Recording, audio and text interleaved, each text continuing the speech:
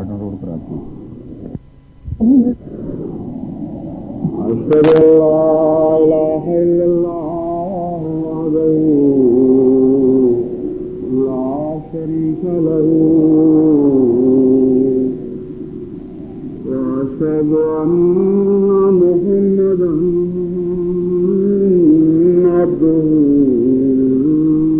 ورسوله. أما بعد فأعوذ بالله من الشيطان الرجيم. بسم الله الرحمن الرحيم. الحمد لله رب العالمين الرحمن الرحيم مالك يوم الدين. إياك نعبد وإياك نستعين. اهدنا الصراط المستقيم صراط الذين أنعمت عليهم غير المغضوب عليهم ولا الضالين.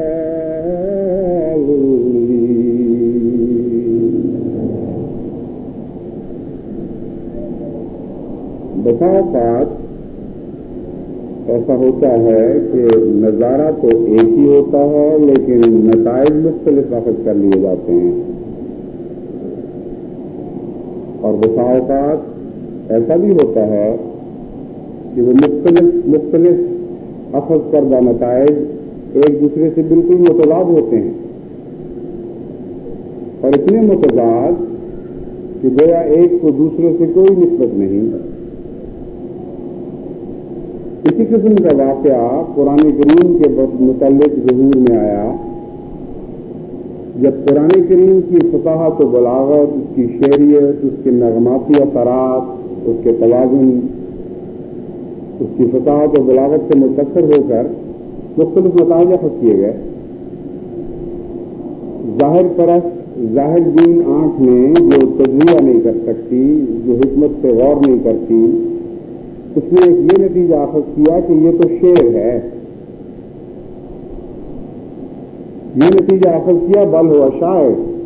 یعنی محمد مصطفیٰ صلی اللہ علیہ وآلہ وسلم شاعر ہیں، بہت گہرا اثر ہے ان کے کلام میں، بڑے نغماتی اثرات ہیں، فصاحت و بلاغت کا دریا بہ رہا ہے، یہ تو ہم مانتے ہیں. لیکن نبی ماننا یا یہ کہنا کہ خدا کا کلام ہے، یہ ہم تسلیم نہیں کر سکتے. شعروں سے مشابہت کا کلام کو اور شاعروں سے مشابہت ہے نعوذ باللہ محمد مصطفیٰ کو، جن کی بصیرت کچھ آگے بڑھی، 1 انچ یا 2 انچ.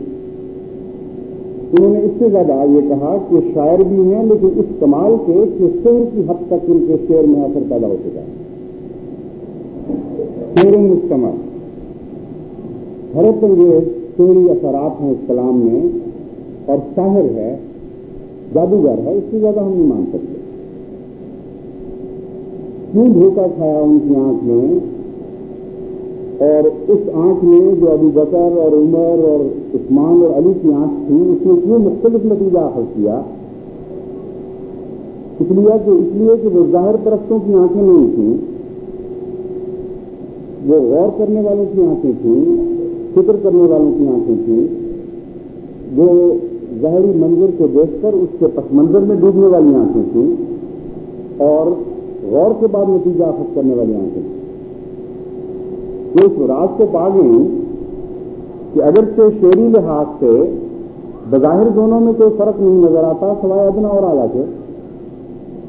بظاہر یوں معلوم ہوتا ہے کہ کلام ہے تو شعر، لیکن اتنے اعلیٰ معیار کا شعر ہے جو شہر کی حد میں داخل ہو گیا، جادوگری کے تک پہنچ گیا. لیکن یہ درست نہیں، اس لیے کہ شہر اور شعر کا رخ مختلف ہوتا ہے اور نبوت کا رخ مختلف ہوتا ہے. نبوت کے تصورات اور افکار کی رو بالکل مخالف سمت میں جا رہی ہوتی ہے اور شعر اور جادوگری کی رو بالکل مخالف سمت میں جا رہی ہوتی ہے. ان کا آپس میں کوئی جوڑ ہی نہیں, کوئی تعلق ہی نہیں. دنیا کا شعر و ادب کا جتنا بھی مجموعہ ہے اس میں ہمیشہ آپ رخ مادیت کی طرف دیکھیں گے, دنیاوی لذات کی طرف اس کا رخ پائیں گے. اعلیٰ حوالے سے بھی بات ہوگی تو بالآخر تان نہیں جا کر ٹوٹے گی کہ انسانی لذتوں کا ماحصل کیا ہے اور ظاہری تسکین کیسے ہوتی ہے. لیکن نبوت کے کلام میں ایک بالکل مختلف رو پائی جاتی ہے. وہ ادنا روزمرہ کی باتیں بھی شروع کرتی ہے تو تان آخر تقویٰ پر اور اللہ کے ذکر پہ ٹوٹتی ہے. وہاں اللہ کے حوالے سے بھی بعض دفعہ بات کی جائے تو تان دنیا پر جا کے ٹوٹتی ہے, شیر و شراب اور کباب پر جا کے بات ختم ہوتی ہے. یہاں ادنا ادنا روزمرہ کی باتیں کی جائیں تو تان جا کر تقویٰ پہ ٹوٹتی ہے اور پھر ایسی تقویٰ پر جا کر ٹوٹتی نہیں بلکہ تقویٰ کی تان میں تبدیل ہو جاتی ہے جو پھر کبھی نہیں ٹوٹتی. وہ ایسی تان ہے جس کو ابدیت حاصل ہے. اس فرق کی مثال میں آپ کے سامنے رکھتا ہوں. ایک شاعر کہتا ہے, ہر چند وہ مشاہدہ حق کی گفتگو بنتی نہیں ہے بادہ و ساغر کہے بغیر. یعنی اللہ کا ذکر بھی ہو تو ہمارا ذہن جو بادہ مست ہے آخر پہنچ جاتا ہے بادہ اور شراب کی طرف, اور اس کے حوالے کے بغیر ہم باتیں نہیں کر سکتے. ذکر الہی بھی ہو تو شراب پر جا کر تان ٹوٹ رہی ہے. اور اس کے برعکس قرآن کریم کا اسلوب یہ ہے کہ ادنا روزمرہ کی باتیں پکڑتا ہے اور اللہ تعالیٰ پر جا کر مضمون کو ختم کرتا ہے. اب لباس ہی کو لے لیجیے. دنیا میں یہ جو لباس کا ذکر ہے یہ شعر و ادب میں بھی ملتا ہے اور مذاہب میں بھی ملتا ہے. اور قرآن کریم نے لباس کا جو مضمون باندھا ہے وہ نہ صرف یہ کہ دنیا کے شعروں کے کلام میں نہیں ملتا بلکہ دنیا کے کسی مذہب میں یہ نظر نہیں آتا. میں علم کی بنا پر یہ بات کر رہا ہوں, جو میرا علم حاوی نہیں, محدود ہے, لیکن جتنا بھی انسانی علم کو دسترس ہو سکتی ہے میں نے غور کیا موازنہ مذاہب کے دوران کہ اس مضمون کی آیت بلکہ ایسی بے شمار اور آیت ہیں جن کے مضمون کی آیت کو کسی الہی کتاب نے چھوا تک نہیں. بائبل میں لباس کا ذکر ملتا ہے, اس طرح انبیاء تھے, فاخرانہ لباس تھے, یہ ہوا وہ ہوا, فلاں بادشاہ نے یہ پہنا ہوا تھا, تلک مروارید کی باتیں ہیں, اطلس و کمخات کے قصے ہیں. مگر قرآن کریم لباس کے مضمون کو پکڑتا ہے اور ایک دم اچھال کر اس کو خدا تک پہنچا دیتا ہے. بیچ میں کوئی درمیانی دور ہی نہیں آتا. وہ لباس التقویٰ ذالک ہے, حیرت انگیز کلام ہے. لباس التقویٰ ذالک ہے. کہیں بات کرتا ہے لباس کی ایک عبرت کے رنگ میں تو کہتا ہے لباس الجو, بھوک کا لباس. یعنی ظاہری لباس نظر سے غائب ہو جاتے ہیں اور مضامین اس کی جگہ لے لیتے ہیں. لباس کی ادنا حالت کا بھی ذکر کرتا ہے جو لباس الجو پہ جا کے منتج ہوتی ہے, اور اس کی اعلیٰ حالت کا بھی ذکر کرتا ہے جو لباس التقویٰ پہ جا کے منتج ہوتی ہے. اس مضمون پر میں نے کچھ مختصر بات کی تھی عید کے خطبے میں, لیکن یہ بہت وسیع مضمون ہے. لباس التقویٰ کے معنی کیا ہیں, اس کا جو اصل روحانی مقصد ہے اس آیت کا وہ ایک بہت وسیع مضمون ہے. لیکن میں آپ کو یہ بتانا چاہتا ہوں کہ ہمارے ظاہری لباس سے بھی لباس التقویٰ کا ایک تعلق ہے, اور وہ تعلق فوراً تو انسان کو سمجھ نہیں آتا. اگر انسان غور و فکر کرتا رہے تو اس کی زندگی پہ پھیلے ہوئے واقعات جو ہیں ان کو مجتمع کرے, غور کرے, ڈوبے ان کی یادوں میں, تو اس کے سامنے یہ مضمون ابھر جائے گا کہ عام لباس میں بھی انسان روزمرہ آزمایا جاتا ہے تقویٰ کے بارے میں, اور مختلف حالتوں میں تقویٰ کا مضمون بھی بدلتا رہتا ہے. کبھی یہ دین کی طرف لے جاتا ہے, کبھی اہم کاموں کی طرف لے جاتا ہے, کبھی اعلیٰ مقاصد کی طرف لے جاتا ہے, اور بعض دفعہ یہ مشترک ہو جاتا ہے سب قوموں میں. اور بحیثیت انسان تقویٰ کی بات کرتے ہیں تو اور معنی بن جاتے ہیں. کبھی یہ الہی رنگ پکڑتا ہے تو تقویٰ کا مضمون اور ہی شان میں داخل ہو جاتا ہے. لیکن صرف ظاہری لباس کے حوالے سے بھی بات کی جائے تو بڑا پیارا مضمون بنتا ہے، بڑا گہرا اور تفصیلی ہے، جس کا دائرہ ساری زندگی کی محیط ہے. اس ضمن میں اپنے بچپن کے تجارب سے ان کے حوالے سے بات کروں گا. ایک ایک واقعہ چھوٹا چھوٹا چنا ہے یہ آپ کو بتانے کے لیے کہ اگر آپ بیدار فکر کے ساتھ غور کریں تو ہر چیز میں کچھ نہ کچھ نصیحت آپ کو ملتی چلی جائے گی. باتیں ادنا سی چھوٹی چھوٹی ہیں بالکل، لیکن ان کے اندر سبق گہرے ہیں اور سب میں تقویٰ کا سبق مل رہا ہے. بچپن کی بات ہے، ہمارے حضرت خلیفۃ المسیح ثانی رضی اللہ تعالیٰ عنہ کا رواج یہ تھا، گھر میں دستور تھا کہ بہت سادہ زندگی تھی، بہت تھوڑا دیتے تھے بیوی بچوں کو اور توجہ زیادہ دلاتے تھے چندوں کی طرف. سادہ، بالکل اتنی سادہ زندگی کہ کپڑے بعض دفعہ سی کے بھی اس قابل نہیں ہوتے تھے کہ پہن کے انسان اسکول جائے. چنانچہ مجھے یاد ہے کہ ایک دفعہ شلوار تھی، قمیض نہیں تھی اور اسکول جانا تھا. اور میرے بہن بھائی اب تک یاد کر کے بہت ہنستے ہیں اس بات لطیفے پر کہ میں نے اس خیال سے کہ اسکول مس نہ ہو اچکن خالی بدن پہ پہن لی، یعنی شلوار اور اچکن. اب میری آزمائش مقدر تھی، وہاں جب گیا تو پی ٹی کی گھنٹی آئی اور استاد نے جب مجھے اچکن میں دوڑتے دیکھا تو بڑا حیران ہوا. اس نے کہا پاگل ہو گیا ہے، اس کو ذرا بلاؤ، جب نکالو باہر. تو نے کہا اچکن اتارو اور پی ٹی کرو. اچکن کون سا لباس ہے پی ٹی کا؟ میں نے کہا نہیں، آپ کی بات سر آنکھوں پر، لیکن اچکن اتار کے میں نے نہیں پی ٹی کرنی. تو تھوڑی سی سینہ چپٹی ہوئی، انہوں نے میرے گریبان پہ ہاتھ ڈالا، میں نے ان کی خوشامد کی کہ چھوڑ دیں اس بات کو، لیکن بٹن دو کھولے، ان کو سمجھ آ گئی بات کی. انہوں نے کہا ٹھیک ہے تم بیٹھے رہو. تو مجھے یہ خیال آیا کہ اعلیٰ مقاصد کے راستے میں لباس حائل نہیں ہونا چاہیے. جو لباس اعلیٰ مقاصد کے راستے میں حائل ہو جاتا ہے وہ تقویٰ کے خلاف ہے. اور اس ضمن میں مجھے اس لحاظ سے صرف لطف آیا کہ ایک موقع پر خدا نے مجھے کامیاب بھی کر دیا. پھر خیال آیا کہ ناکامیوں کے بھی تو بہت سے مواقع ہیں، ان کی طرف دھیان گیا تو کالج کے زمانے کی بہت سی باتیں یاد آئیں. بعض دفعہ وہ حضرت مسلم معود کا ذکر میں ساتھ ساتھ کر رہا ہوں محبت کے انداز میں تاکہ حضور کی طرف دعاؤں کے لیے توجہ پیدا ہو. بظاہر مضمون سے انحراف ہے لیکن پھر واپس میں اسی طرف آ جاؤں گا. حضرت صاحب سادگی کا معیار تو رکھتے تھے لیکن مہمان نوازی کے بہت اعلیٰ معیار کے قائل تھے. ہماری والدہ بھی مہمان نواز تھیں لیکن ایک فطری رنگ میں. حضرت مسیح موعود علیہ السلام کی براہ راست تربیت تو ان کو حاصل نہیں تھی نا، لیکن حضرت مسلم موعود کو ایسی گہری تربیت حاصل تھی اصولوں کی کہ آپ کی مہمان نوازی کا معیار بہت بلند تھا. چنانچہ بارہا میری موجودگی میں ایسے واقعات ہوئے کہ آپ نے سبق دیے میری والدہ کو کہ یہ مہمان نوازی کا یہ بھی تقاضا ہوتا ہے، یہ بھی تقاضا ہوتا ہے. چنانچہ وہ کوشش کرتی تھی کچھ رنگ میں رنگین ہو جائیں. عورتوں کو یادیں ہیں، بہت لوگوں کو یادیں ہیں، وہ سمجھتی ہیں کہ میری والدہ مہمان نواز تھی. یہ نہیں پتا تھا کہ پیچھے ہاتھ کون سا کام کر رہا تھا، کون سیکل کر رہا تھا ان چیزوں کو. ایک دفعہ کی بات ہے، حضرت تشریف لائے اور کہا کہ فلاں چیز دی تھی میں نے، وہ ہے. مہمان آ گئے ہیں. انہوں نے کہا کہ نہیں وہ تو ختم ہو گئی، کچھ لاؤ، مہمان آئے ہوئے ہیں. انہوں نے کہا اس پر تو کچھ بھی نہیں.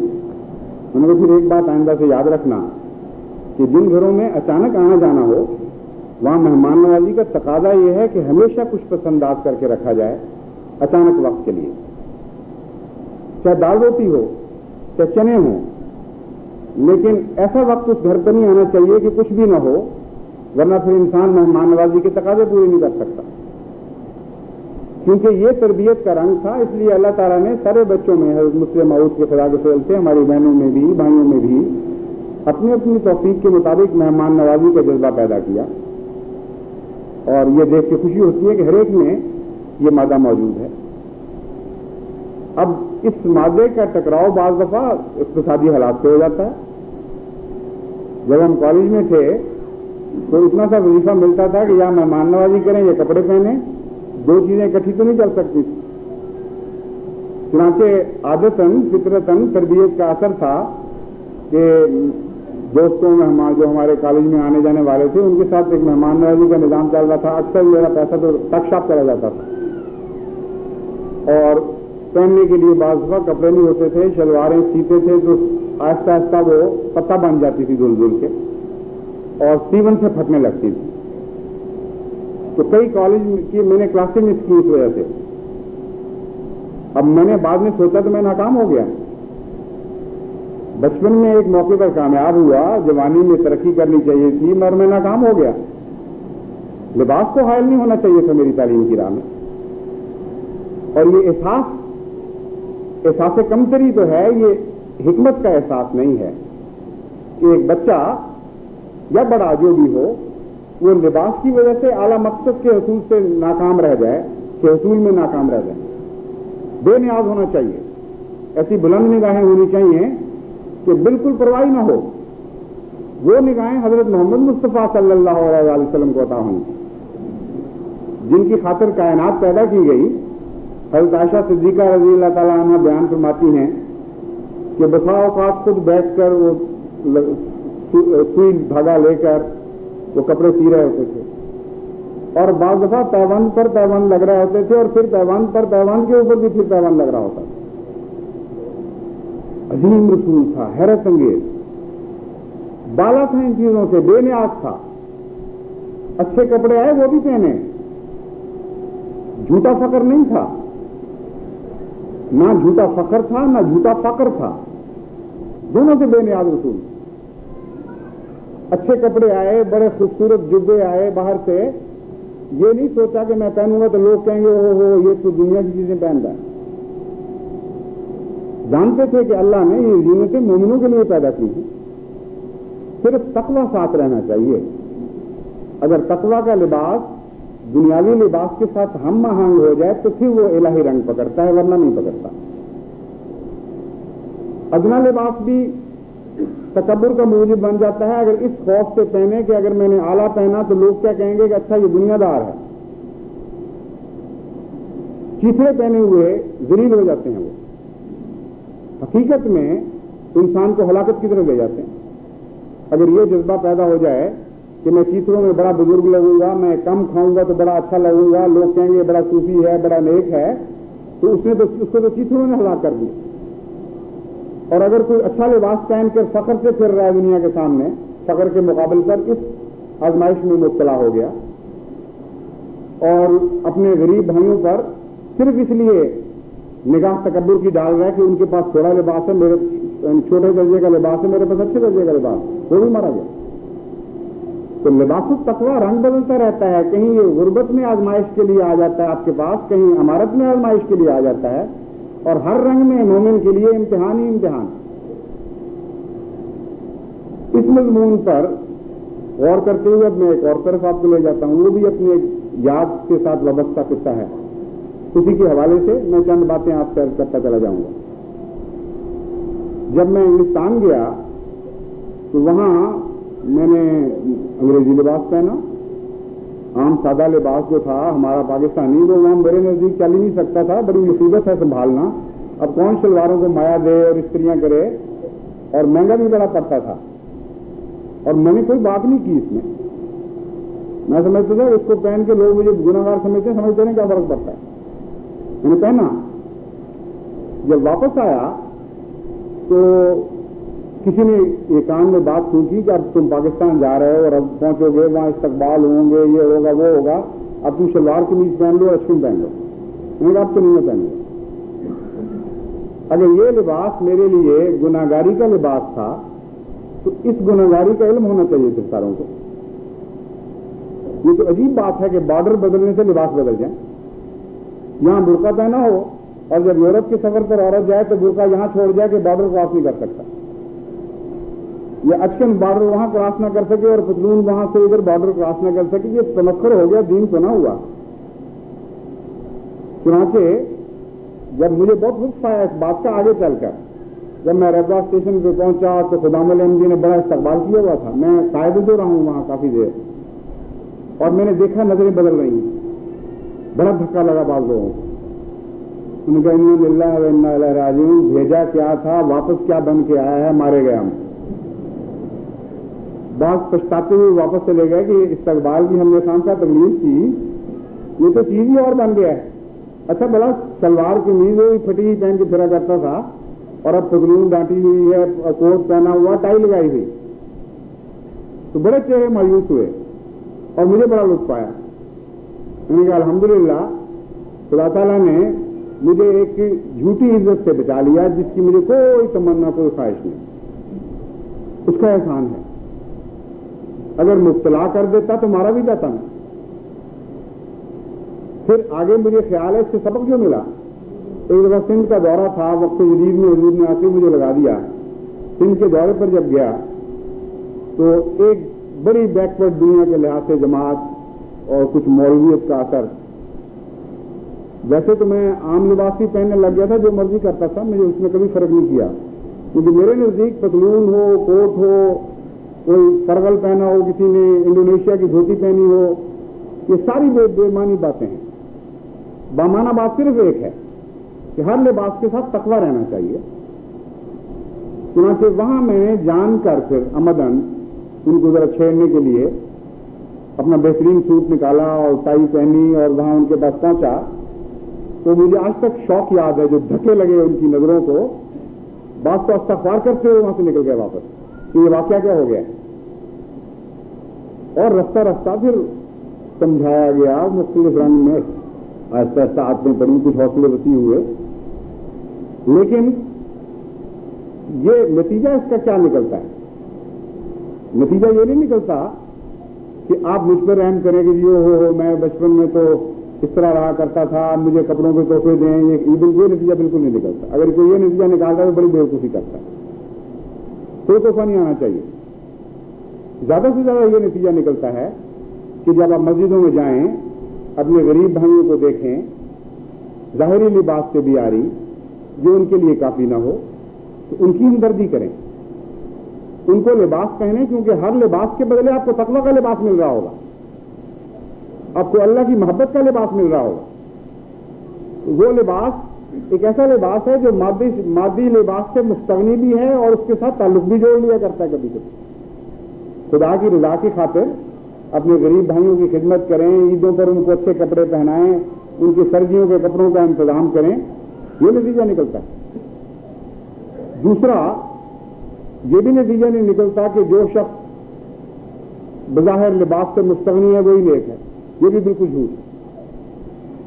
کیونکہ تقویٰ کا لباس ظاہری نہیں، وہ اندر گھسا ہوا ہے. یہ عجیب و غریب بات ہے.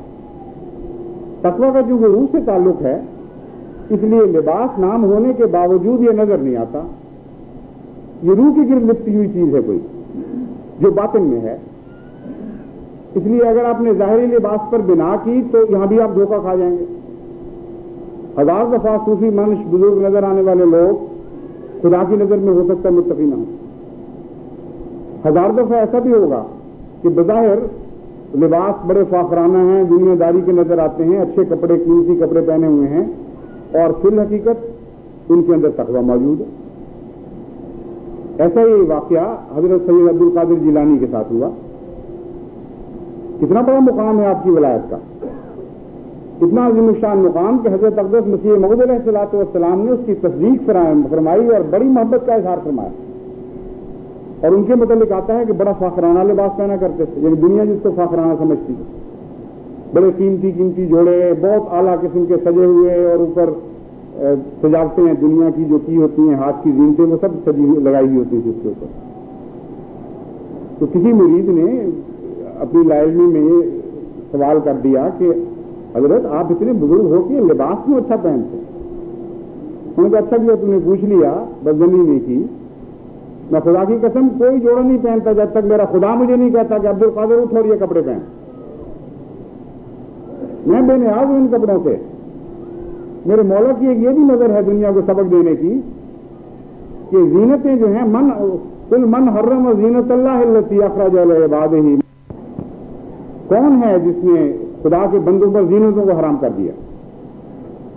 کہہ دے یہ تو مومنوں کے لیے پیدا کی گئی ہیں اس دنیا میں، اور آخرت میں خاص ان کے لیے ہو جائیں گے، دنیا میں اور بھی شریک ہیں۔ بس جس طرح حضرت صلی اللہ علیہ وآلہ وسلم کی ایک شان تھی، کبھی نہایت ہی پیارا قیمتی لباس بھی آپ نے پہنا جب باہر سے تحفے آئے، اور سادہ کپڑوں میں بھی پہنا پھرے، نہ اس پر شرمندگی کا احساس ہوا نہ اس پر فخر کا، بالا ہو گئے، مستغنی ہو گئے۔ تو تقویٰ کا ایک یہ سبق ہمیں ملا کہ انسان حسب ضرورت اچھا بھی پہن سکتا ہے، برا بھی پہن سکتا ہے، اس کے نتیجے میں ہم اگر یہ فیصلے کریں گے کہ فلاں متقی ہے اور فلاں غیر متقی، تو بالکل جھوٹ بول رہے ہوں گے۔ احمقانہ بات ہوگی، وہاں دخل دیں گے جہاں ہمارا دخل دینے کا کام کوئی نہیں، ہمارا تعلق ہی کوئی نہیں، ہمیں علم ہی کوئی نہیں، تو لباسوں پر سے کیوں فیصلہ کرتے ہیں؟ یہ وہی مضمون ہے جس کے متعلق اللہ تعالیٰ نے آخر توجہ دلائی کہ وَلَا تُزَكُّوا أَنفُسَكُمْ هُوَ أَعْلَمُ بِمَنِ اتَّقَىٰ۔ ہم تقویٰ تو کہتے رہتے ہیں بار بار، تم کہیں اس دھوکے میں مبتلا نہ ہو جانا کہ فیصلہ تم سے ہم لیں گے کون متقی بندہ اور کون غیر متقی۔ یہ اللہ ہی صرف جانتا ہے، هو عالم، وہی بہتر جانتا ہے من اتقا کہ تم میں سے متقی کون ہے، کیونکہ تقویٰ کا لباس آنکھ سے نظر نہیں آ سکتا، وہ ایک روحانی مسئلہ ہے جس کو خدا کی آنکھ صرف دیکھتی ہے۔ تو اس پہلو سے ہمیں یہ بھی سبق ملا کہ لباس کو دیکھ کر ہم فیصلوں میں جلدی نہ کیا کریں، محض لباس کو دیکھ کر اگر فیصلے کریں گے تو بسا اوقات ٹھوکر کھائیں گے، اور بعض دفعہ ٹھوکر نہیں بھی کھائیں گے تو گناہ میں مبتلا ہو جائیں گے، کیونکہ خدا نے ہمیں مقرر نہیں فرمایا اس کام کے لیے۔ لباس اور تقویٰ کا ایک اور بھی تعلق ہے، اسی سے سبق ملتا ہے حضرت صلی اللہ علیہ وسلم کی اسوہ حسنہ سے، کہ لباس انسان کا غلام بنا رہتا ہے اور بحیثیت غلام استعمال ہونا چاہیے، انسان کا آقا نہیں بننا چاہیے۔ اور یہ جو مسلک تھا حضور صلی اللہ علیہ وسلم کا، یہ بھی قرآن پر مبنی ہے۔ قرآن کریم کہتا ہے سخر لکم ما فی السماوات و ما فی الارض، جو کچھ بھی زمین و آسمان میں ہے ہم نے تمہارا غلام بنایا ہے، اے بنی نوع انسان، تمہارا نوکر بنا کے رکھا ہوا ہے۔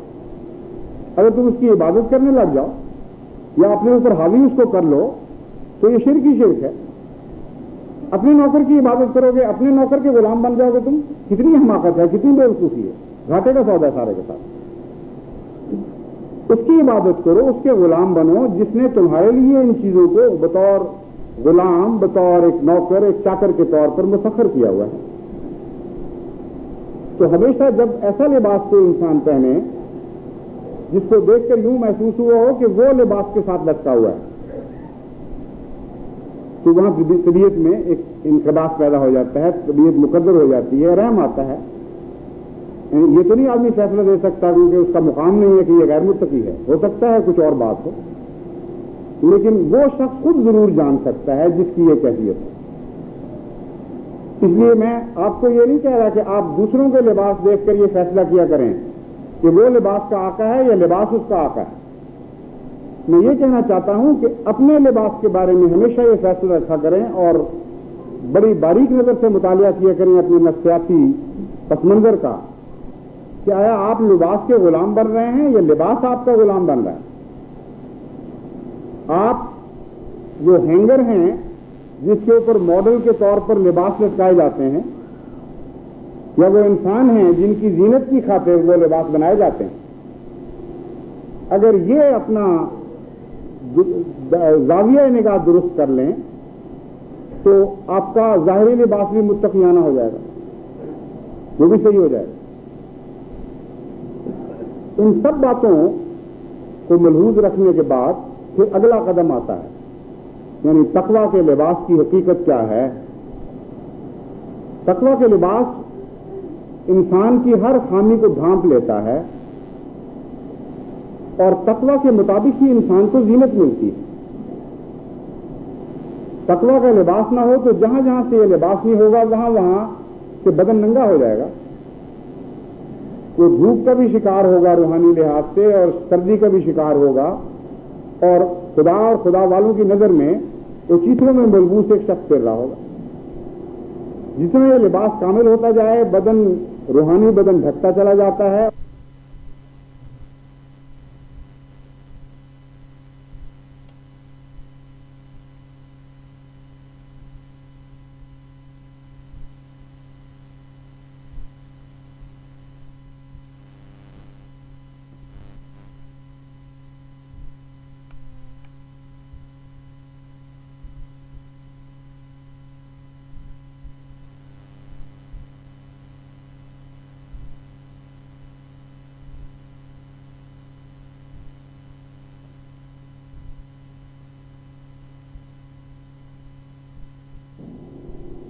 जिसमें लिबास कामिल होता जाए, बदन रूहानी बदन ढकता चला जाता है और ज़ीनत अता होती चली जाती है। क्योंकि कुरान करीम ने फरमाया खुज़ू ज़ीनतकुम इंदा कुल्लि मस्जिदिन, कि देखो जब मस्जिदों में जाया करो तो अपनी ज़ीनत साथ लेके जाया करो। क्या ज़ीनत से मुराद है? दुनिया की ज़ीनत नहीं, कोई सामनी माने हैं। तकवा का लिबास पहन के जाया करो। मैं लिल्लाह सफ़र किया करो मस्जिद की तरफ, हर कदम पर दुआएं करते हुए जाओ, तौफीक मांगते हुए जाओ कि खुदा ताला मस्जिद से तुम्हें नेकी अता करे, रियाकारी से बचाए, इबादत के हक। ये ख्याल आया कि सारी दुनिया के अहमदियों को बताने की जरूरत है, याद दहानी की जरूरत है कि ज़ाहिरी तौर पर तो वहाँ मुख्तलिफ देशों में लोग आएंगे, भांत भांत की बोलियां बोलने वाले, भांत भांत के लिबास में बोलिए। कोई इंडोनेशिया से आ रहा होगा, कोई अमेरिका से आ रहा होगा, कोई पाकिस्तान से आ रहा होगा, किसी ने पगड़ी पहनी होगी, किसी ने टोपी, किसी ने हैट। और जब वहाँ इकट्ठे होंगे तो आपको उस वक्त महसूस होगा कि लिबास में फख्र का कोई सवाल ही नहीं। फितरी तकाज़े हैं मुख्तलिफ कौमों के, और ना वहाँ पगड़ी फख्र का मूजिब रहेगी, न टोपी जिल्लत का मूजिब, न हैत किसी किस्म की अफजलियत का मूजिब बन रहेगा, फजीलत का मूजिब रहेगा, ना नंगे सिर होना ही कोई मायूब बात नजर आएगी। कौमें मुख्तलिफ रंग में, कोई अफ्रीकन लिबास पहन के आएगा, कोई अमरीकन, कोई इंडोनेशियन, कोई जापानी। क्या चीज़ है जो कदर मुश्तरक है, जिसमें अहमदी को एक रंग देना है, वो लिबास तकवा है। इसलिए यूनिफॉर्म अपनी लेके जाना ना भूलें, क्योंकि यूनिफॉर्म के बगैर कौमें हसीन मंजर पेश नहीं किया करती। यूनिफॉर्म इज्तिमाई जिंदगी का लाजमी हिस्सा है, और खुदा ताला ने एक ऐसी यूनिफॉर्म आपको अता फरमा दी जो हर ज़ाहिरी यूनिफॉर्म से आज़ाद हो चुकी है, और वो तकवा का लिबास है। अहमदी अपनी तकवा से पहचाना जाए।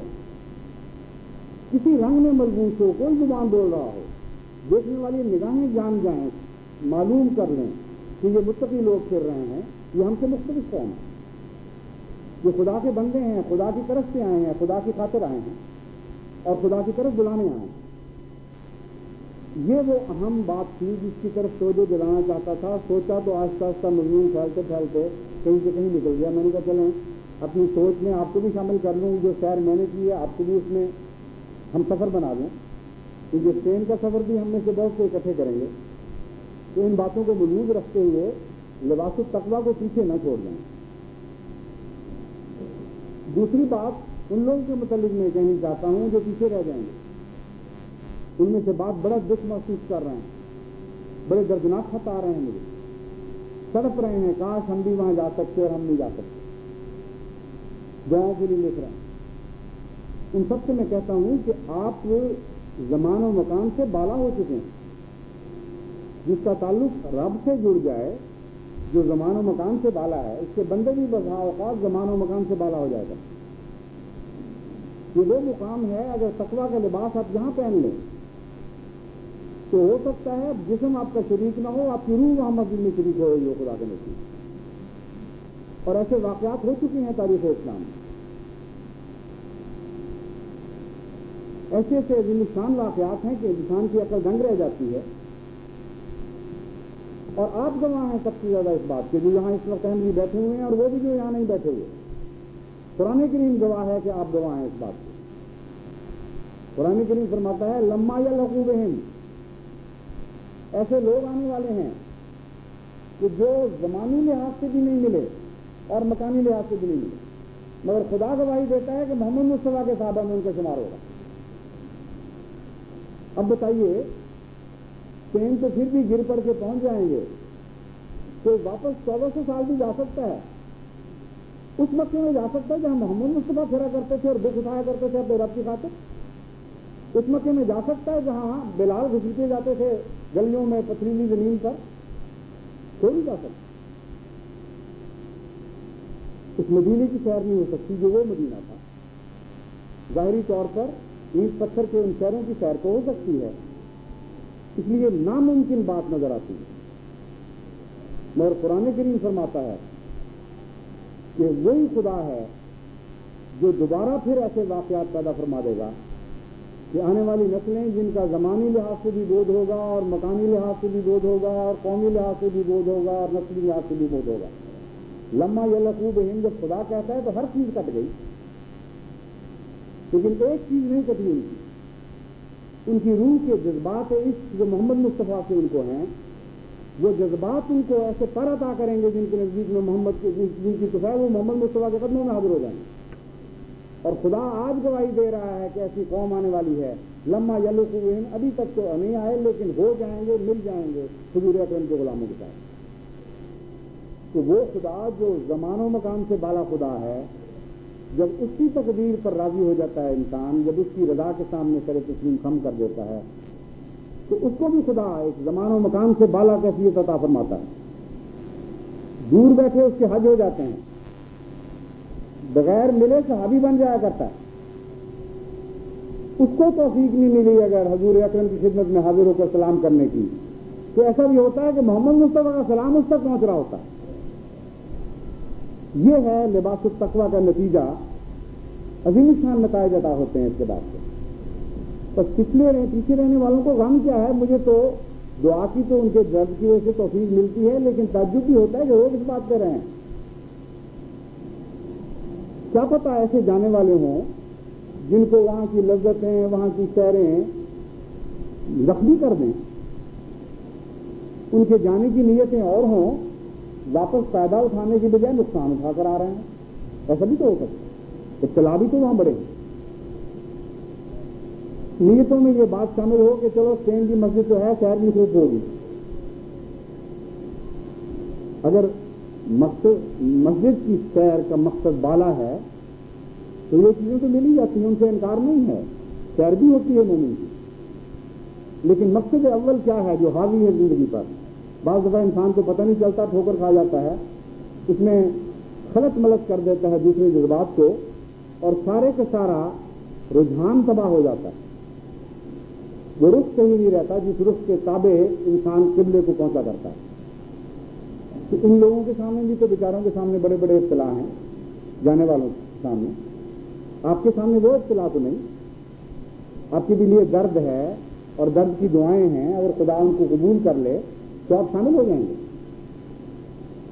جو واقعہ آپ نے بارہا سنا ہے، تذکرۃ الاولیاء میں لکھا جانے والا واقعہ، جس کو حضرت مسلم موعود نے بھی بارہا بیان فرمایا، جو اسی مضمون کی تشریح کرتا ہے.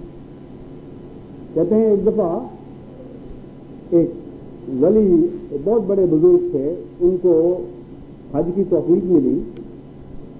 رویا میں دیکھا کہ فرشتے باتیں کر رہے ہیں کہ اس دفعہ کسی کا آنے والے کا تو حج ہوا نہیں، ہاں فلاں شخص کا ہوا ہے جو نہیں آیا.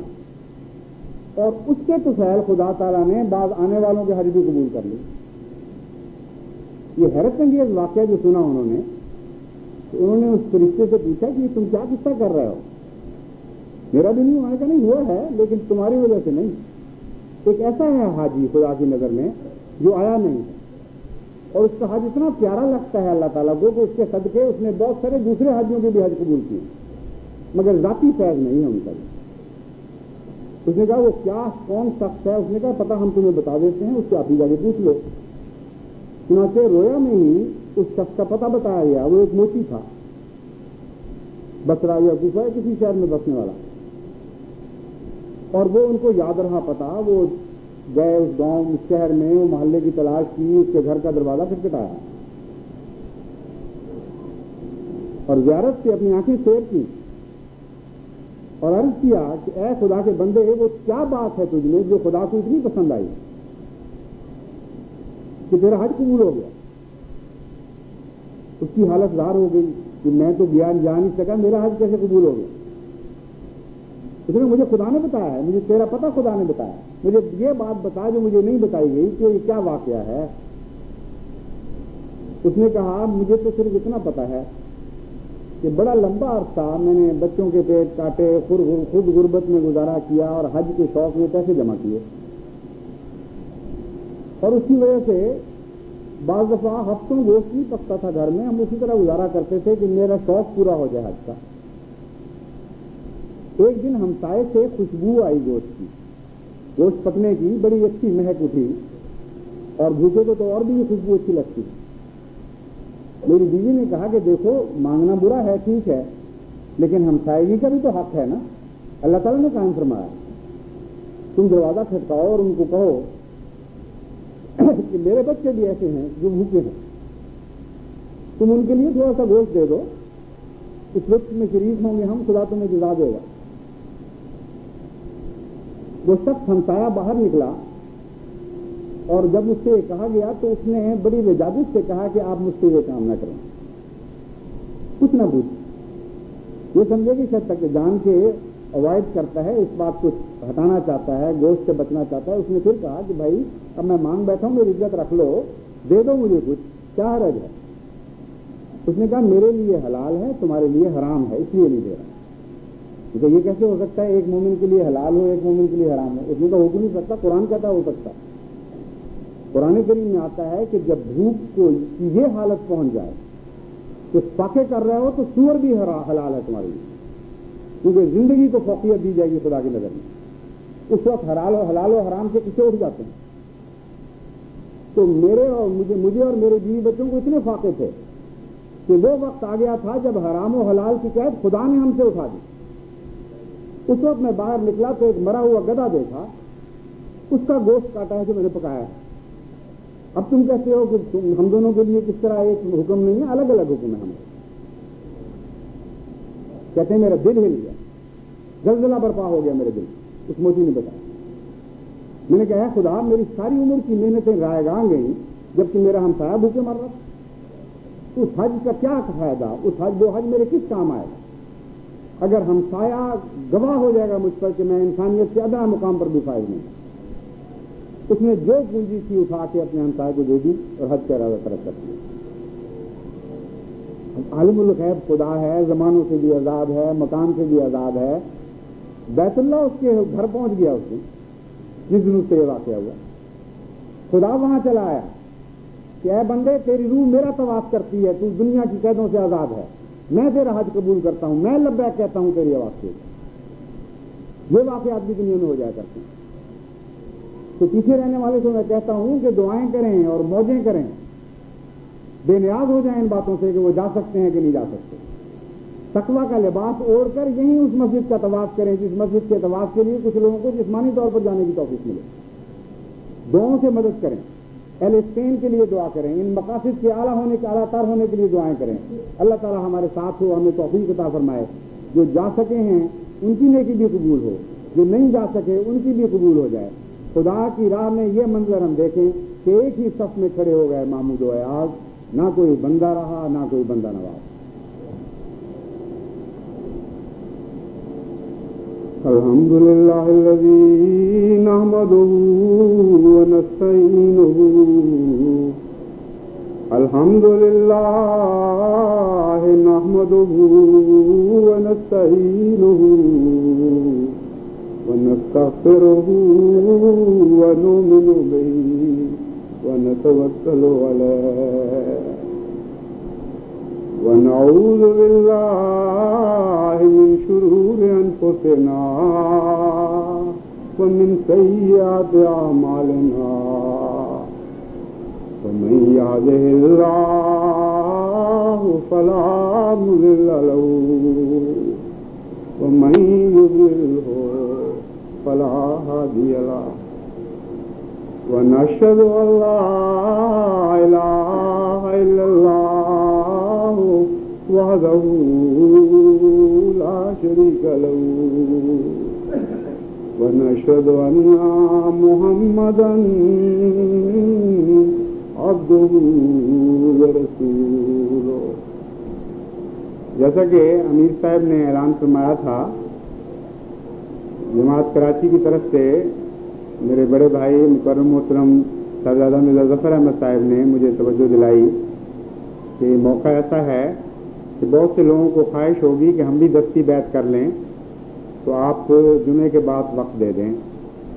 میں نے ان سے جزاک اللہ کہا، آپ نے بڑی اچھی طرف توجہ دلائی نیکی کی طرف، تو ان سے میں نے گزارش کی تھی کہ وہ امیر صاحب سے جا کر بات کر لیں، چنانچہ اسی کے نتیجے میں ابھی امیر صاحب نے اعلان کیا ہے۔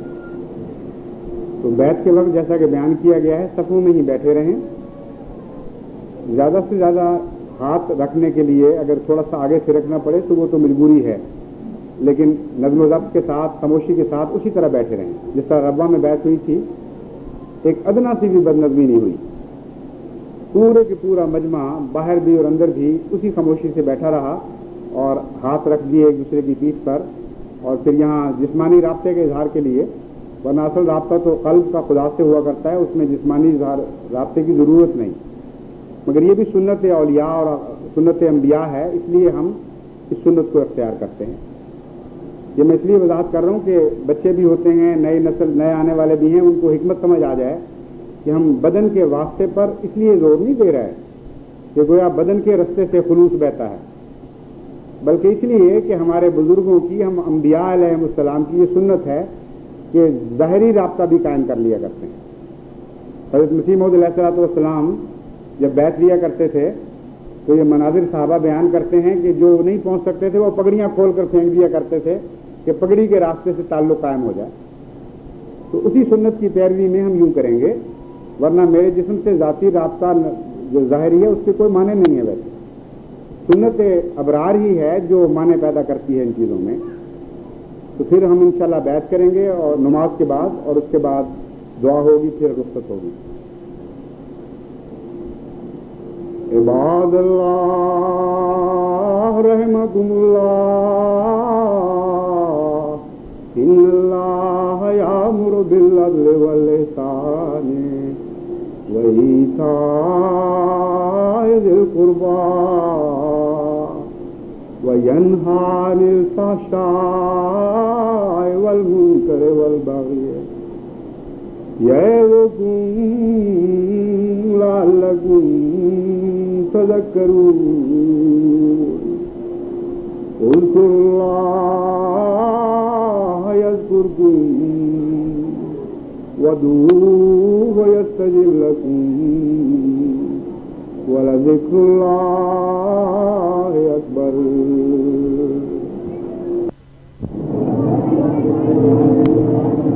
امیر صاحب کراچی ہاتھ دیں، باقی لوگ اپنے ساتھ جو قریب ہیں ہاتھ رکھنے ہیں۔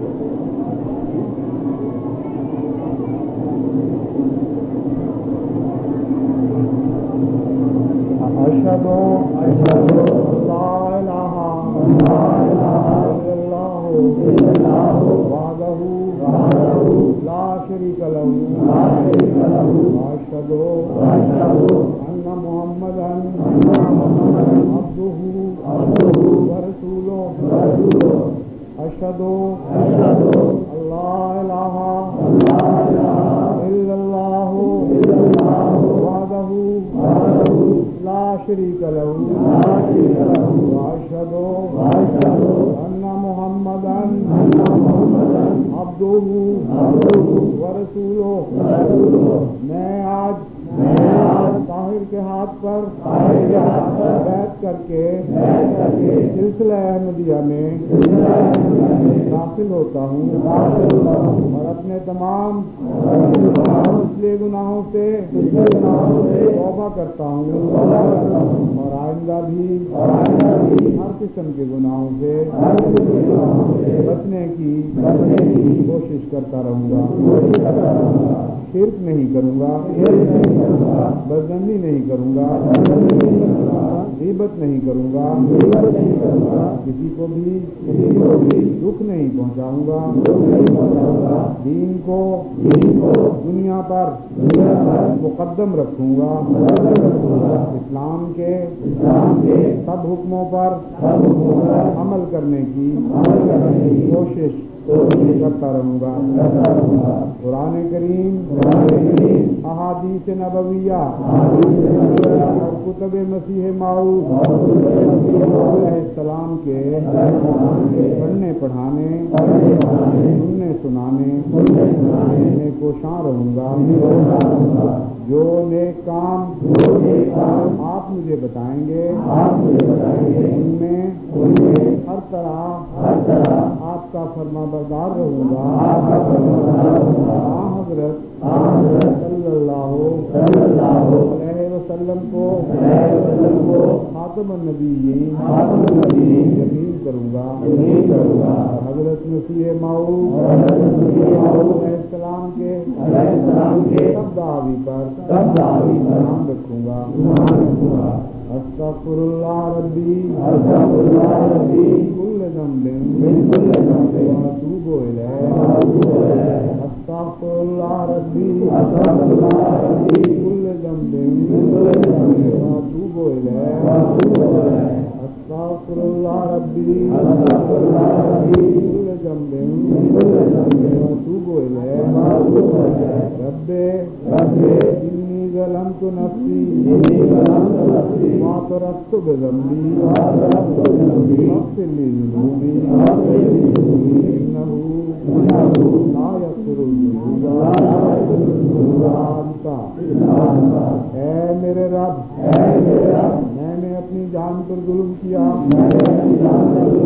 اپنے گناہوں کا اقرار کرتا ہوں. میرے گناہ بخش تیرے سوا کوئی بخشنے والا نہیں.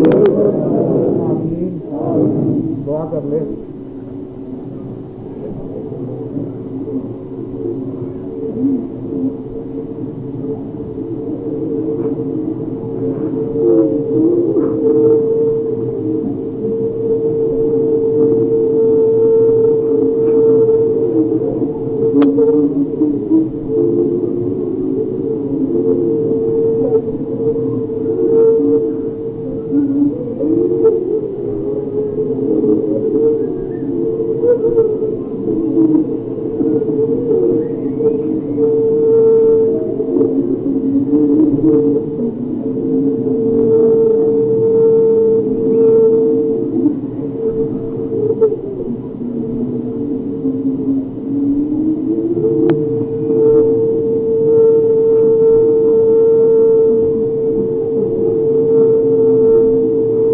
آمین.